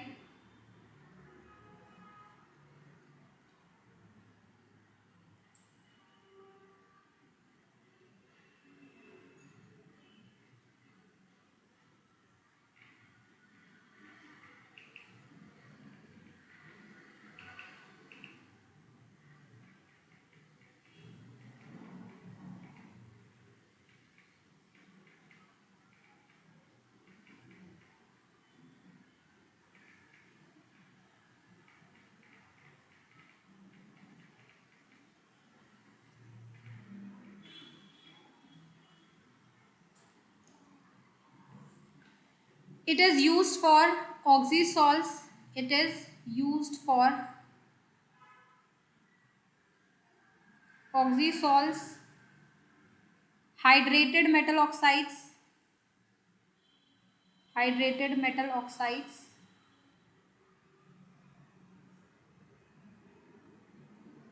इन सब के लिए general carbonate ores, carbonate ores के लिए यूज करते हैं इसे। तो बेसिकली क्या होता है, अगर आपके पास कोई भी कार्बोनेट ओर है, आप उसे हीट करिए, जैसे आपके पास सपोज साइड्राइड है which is iron carbonate FeCO3, ठीक है, आप इसे हीट करेंगे तो ये किस पे बन जाएगा, कार्बन डाइऑक्साइड। आपके पास सपोज आयरन का हाइड्रोक्सी कंपाउंड आ गया, कुछ आयरन का हाइड्रोक्साइड है फॉर एग्जांपल, इसको भी आप लिमिटेड सप्लाई ऑक्सीजन में हीट करेंगे, किस में बन जाएगा, Fe2O3 में वाटर निकाल देगा अपने। एल्यूमिनियम का है आपके पास हाइड्रेटेड सॉल्ट, क्योंकि ऑक्सीसॉल्स हाइड्रेटेड मेटल ऑक्साइड्स के लिए भी यूज होता है, बॉक्साइड ले लो, हीट कर दो, Al2O3 2 वाटर मॉलिक्यूलर क्रिस्टलाइजेशन निकल जाएगा। कैल्शियम कार्बोनेट है आपके पास, हीट कर दो, कैल्शियम ऑक्साइड और कार्बन डाइऑक्साइड मिल जाएगा। डोलोमाइट है आपके पास, डोलोमाइट क्या होता है, मैग्नीशियम कार्बोनेट और कैल्शियम कार्बोनेट, डोलोमाइट। उसके लिए भी अगर मुझे उसका भी मैं कैल्सिनेशन करूंगी तो मुझे कैल्शियम ऑक्साइड, मैग्नीशियम ऑक्साइड और कार्बन डाइऑक्साइड मिल जाएगा। मैलेचाइट के लिए भी यूज कर सकती हूँ, कॉपर कार्बोनेट एंड हाइड्रोक्साइड, तो मैं इसको पहले कॉपर हाइड्रोक्साइड लिख देती हूँ, copper hydroxide, copper carbonate, malachite. Malachite green colour का होता है, इसको भी अगर आप हीट करोगे तो वो आपको क्या दे देगा, copper oxide which is of black colour and CO2 and water निकल गया। तो आप बेसिकली कैल्सिनेशन को कार्बोनेट ओर्स के लिए, हाइड्रोक्सी सॉल्ट्स के लिए, हाइड्रेटेड मेटल ऑक्साइड्स के लिए, किसी के लिए भी यूज कर सकते हो। आपको बस हीट करना है एब्सेंस ऑफ ऑक्सीजन की प्रेजेंस में या लिमिटेड सप्लाई ऑफ ऑक्सीजन की प्रेजेंस में, और आपको उसका ऑक्साइड मिल जाएगा। ऑक्साइड में इसलिए कन्वर्ट करना होता है ताकि हमारा उससे रिडक्शन जो है इजी हो जाए। और मोर ओवर जब आप हीटिंग करते हैं ना, और पोरस हो जाता है, लाइट हो जाता है, तो वो भी सारे बहुत सारे उसके साथ अच्छी बातें हो जाती हैं कि ऑन कैल्सिनेशन और ऑन रोस्टिंग और become porous, easy to reduce, बहुत सारी चीज हो जाती है। पहले लिख लो एक बार।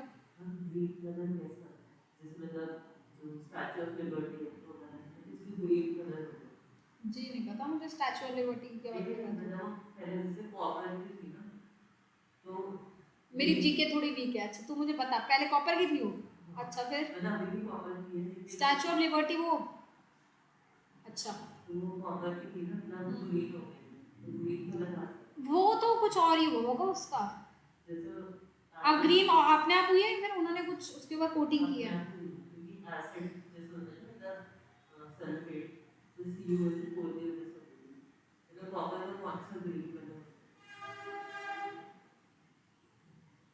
आइडिया नहीं है मुझे, देखना पड़ेगा तो क्यों ग्रीन होगी स्टैचू ऑफ लिबर्टी। कॉपर का तो ऐसा कोई कंपाउंड एसिड ग्रीन नहीं होता, ये तो ओर है ना, ये कॉपर हाइड्रोक्साइड और कॉपर कार्बोनेट का ओर है स्पेशली। अब वो ओर तो नहीं बन गया होगा ना, कॉपर का कंपाउंड है, ओर में थोड़ी कन्वर्ट हो जाएगा।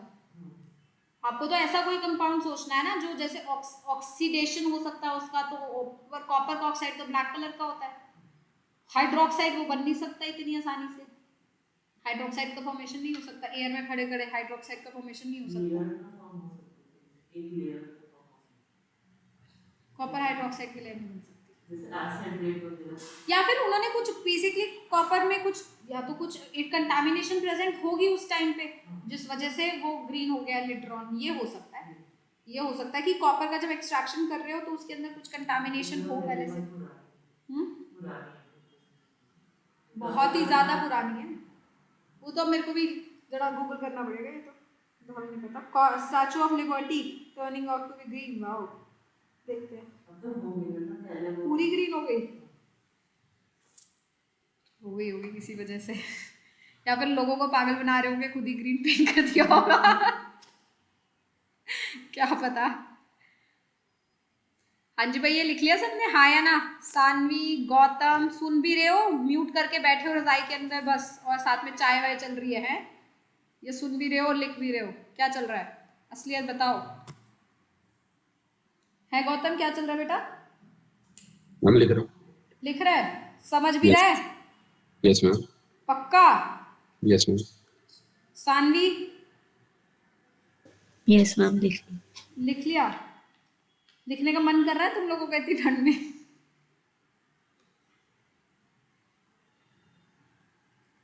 सैयद तू भी ऑनलाइन क्लास ले ले यार, मैं भी रजाई में बैठ के क्लास लूंगी रजाई में बैठूंगी, हीटर चलाऊंगी मजेदार इन लोगों के जैसे पढ़ाई करेंगे। इन लोगों को पढ़ने में नींद नहीं आ रही, सोच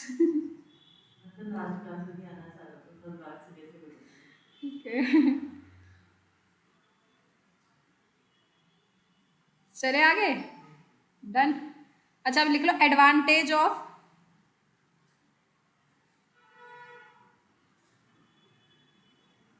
ऑनलाइन क्लासेस से बच्चे परेशान हो ना हो, माँ बाप जरूर परेशान है पूरे दिन बच्चा घर पे पड़ा रहता है एडवांटेज ऑफ कैल्सिनेशन, और बिकम पोरस,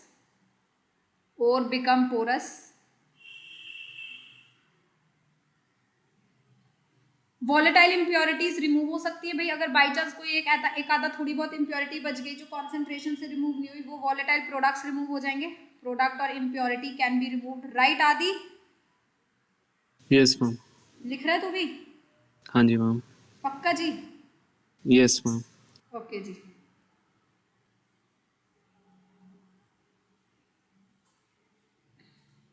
और बिकम पोरस भाई, कोई भी चीज को हीट करोगे ना तो वो पोरस हो ही जाती है कंपैरेटिवली। वॉलेटाइल इंप्योरिटीज रिमूव हो सकती हैं, ठीक है। कार्बन डाइऑक्साइड और अदर गैसेस जो हैं वॉलेटाइल कंपाउंड्स निकल जाते हैं, साथ में ऑक्साइड में कन्वर्ट हो जाता है, और ऑक्साइड को रिड्यूस करना हम लोग पहले जानते हैं, बहुत आसान है। अगर कोई ऑर्गेनिक मैटर प्रेजेंट हो तो ऑर्गेनिक मैटर कैल्सिनेशन करने पे स्मॉलर पार्ट्स में टूट सकता है।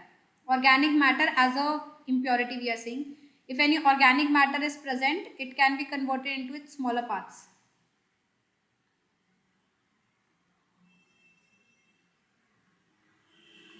Smaller volatile components,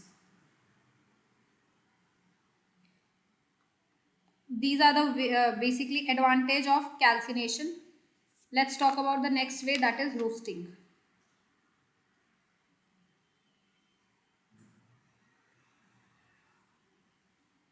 next is roasting.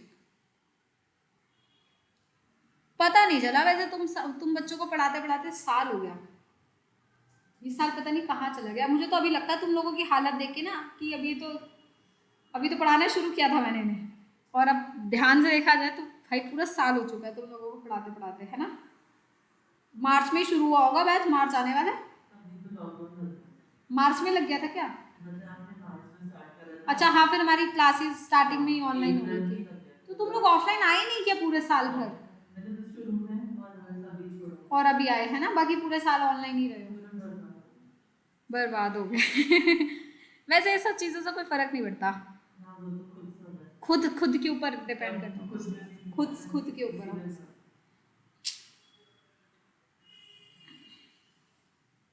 We can't blame COVID for our bad performance.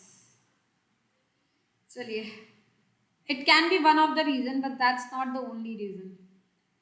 The only sole reason is we ourselves. चलो let's talk about roasting. Okay, roasting में क्या होता है? Heating of concentrated ore in presence of oxygen।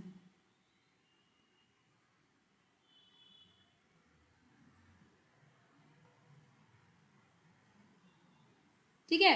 अच्छा हाँ, ये बात और याद रखना, जो भी आप हीटिंग कर रहे हो ना उसमें temperature below the melting point ही रखना है। ऐसा नहीं कि मेल्टिंग पॉइंट को रीच कर जाए, तो temperature below the melting point ही होना है। Roasting generally use for sulphide ores, for sulfide ores।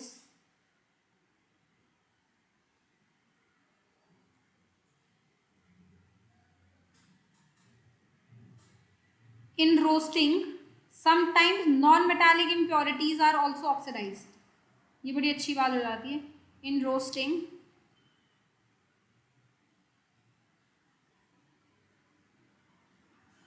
non-metallic impurities are also oxidized। Non-metallic impurities are oxidized। Example के तौर पे समझाती हूँ। पहली बात तो इसको यूज किया जाता है बेटा सल्फाइड ओर के लिए, है ना। तो जैसे मेरे पास सिनाबार है या कोई भी और है, सपोज सिनाबार ही है, मैंने उसे ऑक्सीजन की प्रेजेंस में हीट करा, इसने दे दिया मर्करिक ऑक्साइड और CO2। ठीक है। कॉपर ग्लैंस है, इसको भी ऑक्सीजन की प्रेजेंस में हीट करा, मिला दिया कॉपर ऑक्साइड और SO2। SO2 को निकाल दिया मैंने, SO2 निकलेगा ना, SO2। ठीक है। मैंने जिंक सल्फाइड ले लिया, जिंसाइड, जिंक ब्लेंड, तो ये दे दिया zinc oxide plus sulphur dioxide. तो ये तो एक तरीका है ही ऑक्साइड और में बदलने का। अब कभी कभी क्या होता है, एट सर्टेन टाइम्स आपका ना वो प्रेजेंट रहता है, impurities of let's say phosphorus is present, impurities of let's say arsenic is present, ऐसी कुछ इम्प्योरिटीज प्रेजेंट होंगी और वो आपकी कॉन्सेंट्रेशन के तरीके से रिमूव नहीं हुई, तो वो सारी इम्प्योरिटीज भी ऑक्सीजन के साथ रिएक्ट करके वोलेटाइल कंपाउंड दे देंगी ना। एक तरीका तो ये हो गया। फिर दूसरा लिख लो, if impurities of arsenic is present, antimony is present, phosphorus is present, sulfur is present, तो ये इम्प्योरिटीज भी सारी की सारी हमारी क्या हो जाएंगी बेटा, ऑक्सीडाइज हो जाएंगी। क्या बना देंगे? P4O10 बना देंगे, which is a volatile and it can go. Sulphur react कर जाएगा, बना देगा sulphur dioxide, it can leave. Antimony react कर जाएगा ऑक्सीजन के साथ, बना देगा antimony oxide and leave. Arsenic react कर जाएगा ऑक्सीजन के साथ, आर्सेनिक ऑक्साइड एंड लीव। तो इम्प्योरिटीज अगर जो कॉन्सेंट्रेशन के साथ नहीं निकल पाई वो रोस्टिंग के थ्रू निकल जाएंगी। साथ में अगर सल्फाइड ओर है तो वो ऑक्साइड ओर में तो कन्वर्ट हो ही गया है ना।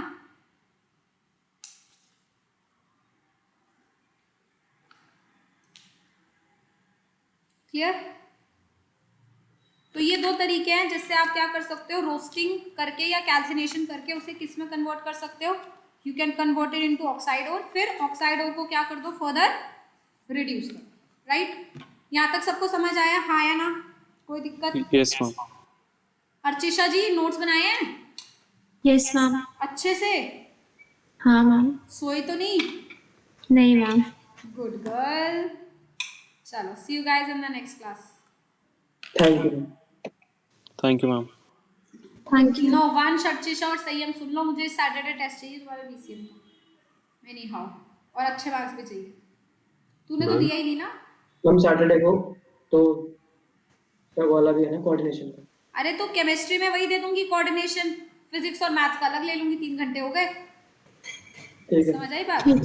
ठीक है। ठीक है ना। केमिस्ट्री का वही मैं कर रही हूँ, मैं ड्रॉपर बैच में भी यही कर रही हूँ। जिस दिन मेरा केमिस्ट्री का पेपर होता है उन्हें केमिस्ट्री वही वाला टॉपिक देती हूँ, है ना। बायो और फिजिक्स अलग से देके 3 घंटे बिठा दिया, सिर्फ कोऑर्डिनेशन और डी ब्लॉक केमिस्ट्री में वही टेस्ट। अगर वो है तो, अगर वो नहीं है तो फिर मैं कुछ भी दे देती हूँ केमिस्ट्री में। अब जैसे इस सैटरडे मेरा असाइंड ही है तुम्हारे साथ डी ब्लॉक और कोऑर्डिनेशन, तो केमिस्ट्री में बस वही आएगा, और मैथ्स और फिजिक्स पढ़ लेना अपना, है ना। और तूने वो वाला नहीं दिया ना जो इसका था, वो भी तो तेरा रह गया, कब देगा?